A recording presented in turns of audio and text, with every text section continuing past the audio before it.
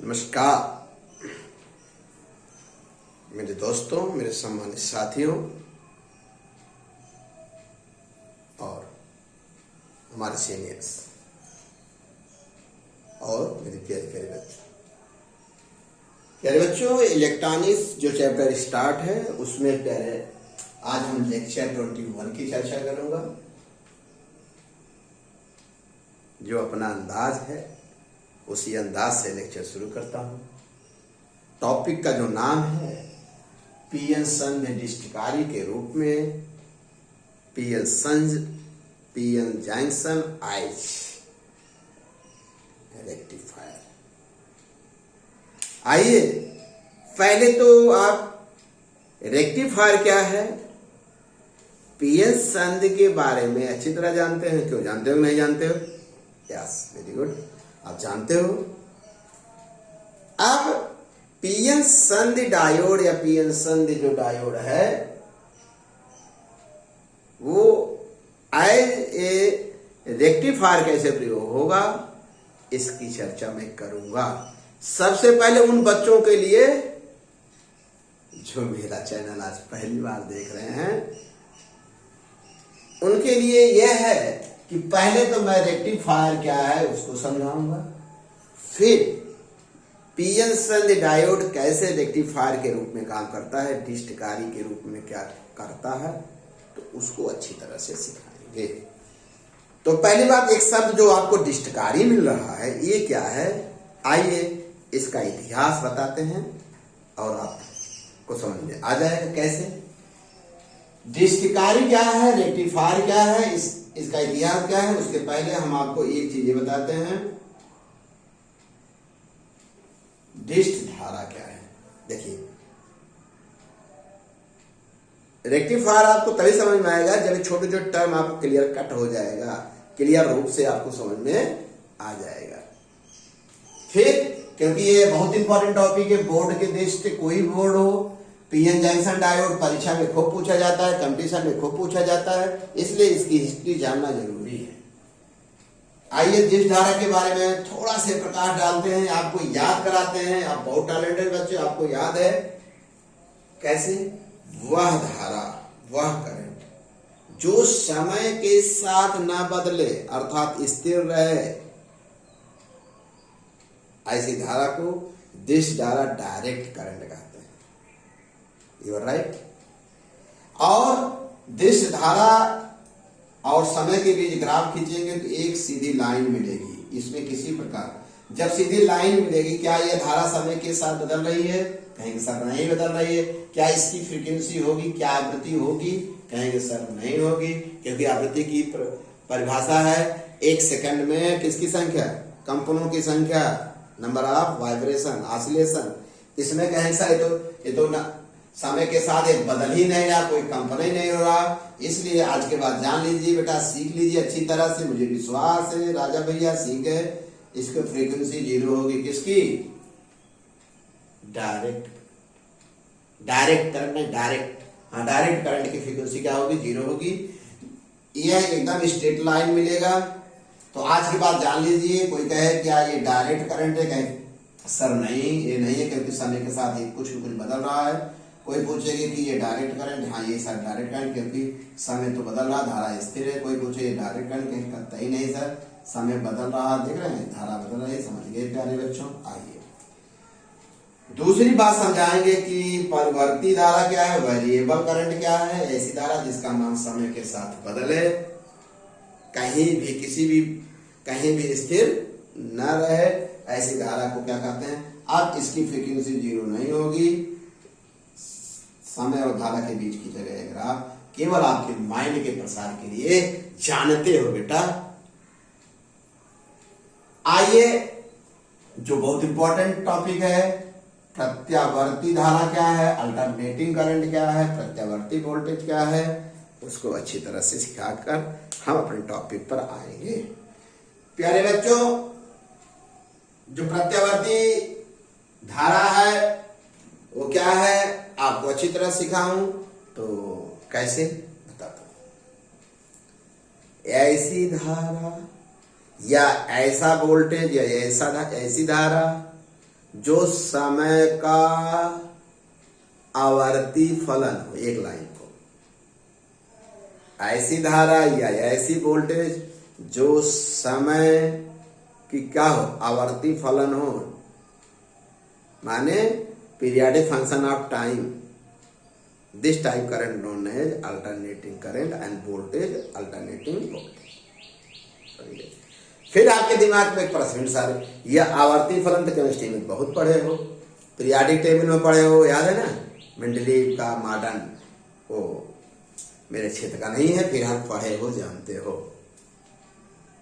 तो वहां जो जानते हो वही चीज यहां भी जान दो, कंसेप्ट कभी नहीं बदलता, मूल बातें वही रहती है। तो हमने कहा कि ऐसी धारा जो समय का आवर्ती फलन हो, पीरियाडिक फंक्शन हो, किसका, टाइम का, तो इसका मतलब क्या हुआ, इसका मतलब हुआ वह धारा जिसका परिमाण और दिशा समय के साथ बदले तथा एक निश्चित समय अंतराल के बाद उसकी पुनरावृत्ति हो जाए, ये इस धारा को अल्टरनेटिंग करंट कहते हैं। ऐसी धारा को क्या कहते हैं, अल्टरनेटिंग करंट। क्लियर हो गया। ऐसी धारा जिसका परिमाण और दिशा समय के साथ बदले तथा एक निश्चित समय अंतराल बाद वो रिपीट कर जाए, उसकी पुनरावृत्ति हो जाए या पुनः उसी स्थिति में आ जाए, ऐसी धारा को क्या कहते हैं, अल्टरनेटिंग करंट या प्रत्यावर्ती धारा। कोई पूछे प्रत्यावर्ती वोल्टेज क्या है, आधी बात बता देना, पहचान लीजिए, ऐसा वोल्टेज है जिसका परिमाण और दिशा समय के साथ बदले तथा एक निश्चित समय अंतराल के बाद पुनः उसकी पुनरावृत्ति हो जाए, ऐसे वोल्टेज को प्रत्यावर्ती वोल्टेज कहते हैं। और आइए जरा इसको ग्राफ के द्वारा हम समझा दें। बेटा यह समय है, प्रत्यावर्ती धारा है, एक साइकिल के लिए दिख रहा, एक साइकिल के लिए क्या है बना, एक पूरे चक्र के लिए यहां तक देख रहे हैं, समय के साथ धारा का परिमाण और दिशा बदल रहा है, यहां मैक्सिमम हो रहा है, फिर क्या होगा, समय बढ़ रहा है, फिर धारा घट रही, यहां धारा आकर शून्य हो गई, फिर विपरीत दिशा में धारा का मान पुनः बढ़ रहा है, फिर यहां जाकर फिर क्या है पुनरावृत्ति। अगर आगे हम आप बढ़ा दें प्यारे बच्चों तो फिर इसी यही रूप लेगा।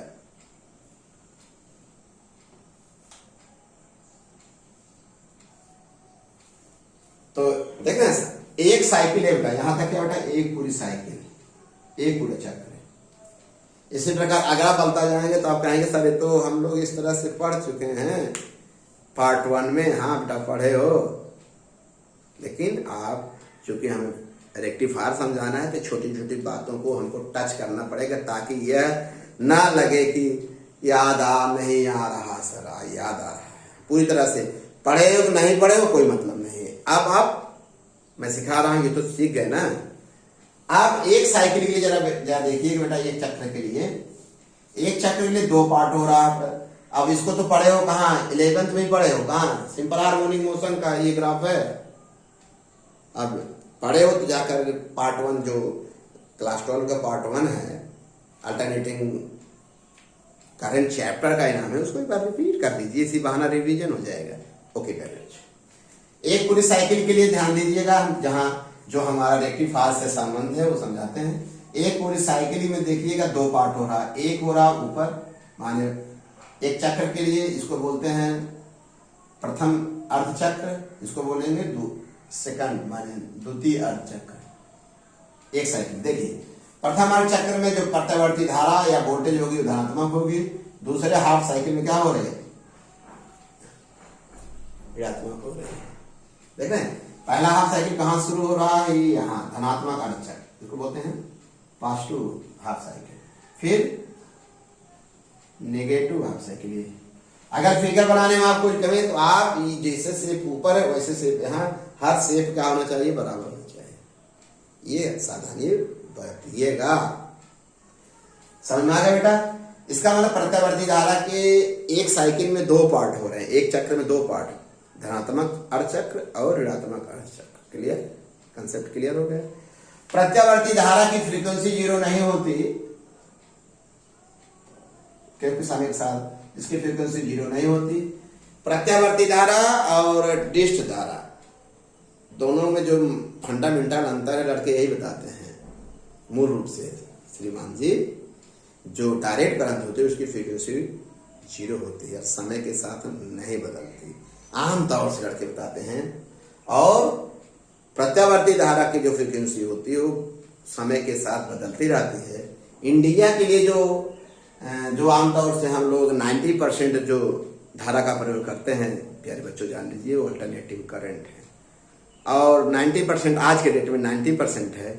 और जब लाइट वगैरह चली जाती है जो बैटरी की धारा होती है वो डायरेक्ट करंट होती है, डिश धारा होती है, उसका यूज कम है, जीरो तो नहीं कह सकते, लेकिन ज्यादातर इंडिया में या अन्य जगह किसका प्रयोग हो रहा है, अल्टरनेटिंग करंट का। ठीक है प्यारे बच्चों, इसका कॉन्सेप्ट क्लियर हो गया। अब आइए हम आपको अच्छी बात एक और सिखाते हैं। पीएन अब अभी आया रेक्टिफायर क्या है, अब आया इतनी बात ना, रेक्टिफायर जल्दी से हम बता दें क्या है प्यारे बच्चों। आपने पीएन संधि डायोड में देखा, जब आपने बाइसिंग किया, जब आपने क्या किया, बैटरी द्वारा पीएन संधि डायोड का संबंध किया तो उसके दो पार्ट हुए, एक फॉरवर्ड बाइसिंग, एक रिवर्स बाइसिंग। समझ गए, उसका डिटेल तो आपको पता ही है। फॉरवर्ड बाइसिंग में ही धारा बहती है, रिवर्स बाइसिंग में धारा नहीं बहती, नगण्य के बराबर है। इसका मतलब जो पीएन जंक्शन डायोड जीवित रहता है कि कब अपना एक्शन दिखाता है, कब, जब वो फॉरवर्ड बाइसिंग रहता है। अर्थात आप ये देख रहे हैं कि धारा सिर्फ एक ही दिशा में बह रही है, कब, फॉरवर्ड बाइसिंग में।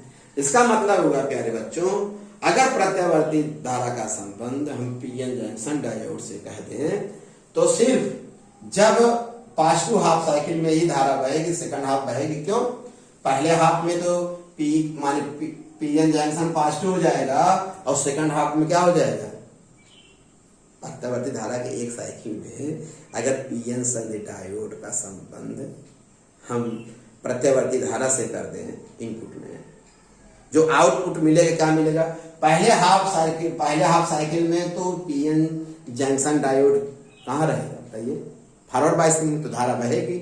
और सेकंड हाफ साइकिल में पीएन जंक्शन रिवर्स बाइसिंग होगा, क्योंकि पी फॉर नेगेटिव हो जाएगा, रिवर्स बाइसिंग। क्लियर है ना, तो क्या हो जाएगा भैया, सेकंड हाफ साइकिल में धारा नहीं बहेगी। अर्थात इसका मतलब हुआ जो धारा माने दो दिशाओं माने क्या धारा अभी एक ही दिशा में बहने लगेगी नहीं, जो प्लस माइनस था सिर्फ क्या हो गया, सिर्फ एक दिशा हो गई ना। इसका मतलब है अल्टरनेटिंग करंट का संबंध अगर पीएन जंक्शन डायोड से करते हैं तो धारा कैसी किस में कन्वर्ट हो जाएगी, एसी जो थी डीसी में कन्वर्ट हो गई नहीं। क्यों, डीसी एक ही दिशा में होती है, एसी देख रहे हैं प्लस माइनस। क्लियर हुआ, डीसी का इसका मतलब क्या है, मैंने प्रत्यावर्ती धारा को जिस डिवाइस द्वारा प्रत्यावर्ती धारा को जिस डिवाइस द्वारा जिस युक्ति से हम डीसी में कन्वर्ट करते हैं, ऐसी डिवाइस को हम क्या बोलते हैं, रेक्टिफायर। समझ आया कि नहीं, रेक्टिफायर क्या है समझ में आ गया, वह डिवाइस जिसके द्वारा प्रत्यावर्ती धारा को माने जो धारा समय के साथ बदल रही है उसको सिर्फ एक दिशा में कर देना क्या है, जिस यंत्र द्वारा करते हैं उसे माने जिस डिश द्वारा करते हैं उसे क्या कहते हैं, रेक्टिफायर। समझ गए, रेक्टिफायर क्या है, वह डिवाइस जिसके द्वारा या एसी को डीसी में कन्वर्ट करने की जो प्रक्रिया है वही रेक्टिफायर है। और किसके द्वारा करते हो, एक यंत्र काम कौन कर रहा है, पीएन जंक्शन डायोड। ये कौन कर रहा है, पीएन जंक्शन डायोड किसके तरह काम कर रहा है, रेक्टिफायर। क्यों, इसका संबंध समझ गए ना, कॉन्सेप्ट क्लियर हो गया। कोई पूछेगा रेक्टिफायर क्या है, रेक्टिफायर क्या है, जिस माने प्रत्यावर्ती धारा को डीसी धारा में बदलने की जो प्रक्रिया है, जो यंत्र है, जो प्रक्रिया है, उसी को क्या कहते हैं, रेक्टिफायर कहते हैं, डिस्टिकारी कहते हैं। और डिस्कारी के रूप में डिस्टिकरण कहते हैं, जो भी जिस यंत्र का प्रयोग किया जाता है बेटा उसको क्या कहते हैं, उस यंत्र क्या नाम है, पीएन जंक्शन डायोड। अब आ गया बेटा पीएन जंक्शन रेक्टिफायर के रूप में कैसे होगा बेटा, क्योंकि यही एसी को डीसी में बदल देता है। और PN junction as a rectifier कैसे प्रयोग होता है, नंबर बहुत इंपॉर्टेंट है, सब परीक्षा में आता है। कैसे आता है, PN junction at half wave rectifier PN junction as full wave rectifier, माने अर्ध तरंग दृष्टिकारी के रूप में माने पीएन सन डायोड, और फुल वेव रेक्टिफायर माने पूर्ण तरंग दृष्टिकारी के रूप में पीएन जंक्शन डायोड। मुझे क्लियर हो गया, मुझे स्पष्ट हो गया, मुझे विश्वास हो गया, मेरे द्वारा दी गई ये बातें आपको अच्छी तरह से समझ में आ रही होगी, आ गई है, कंसेप्ट क्लियर हो गया। सिर्फ बेटा हम दृष्टिकारी को समझाए हैं, नहीं तो 90% बच्चे एक तरह दृष्टिकारी रेक्टिफायर ही नहीं पता है। रेक्टिफायर क्या है? अल्टरनेटिंग करंट को डायरेक्ट करंट में कन्वर्ट करने की प्रक्रिया है, उसी वही क्या है? रेक्टिफायर है, रेक्टिफिकेशन कह लीजिए जो भी। और जिस यंत्र द्वारा किया जाता है, अब मालूम है, पहला यंत्र आपके लिए है वो पीएन जंक्शन टाइप। ओके प्यारे बच्चों, अच्छा से नोट्स बना लीजिए। थैंक्स।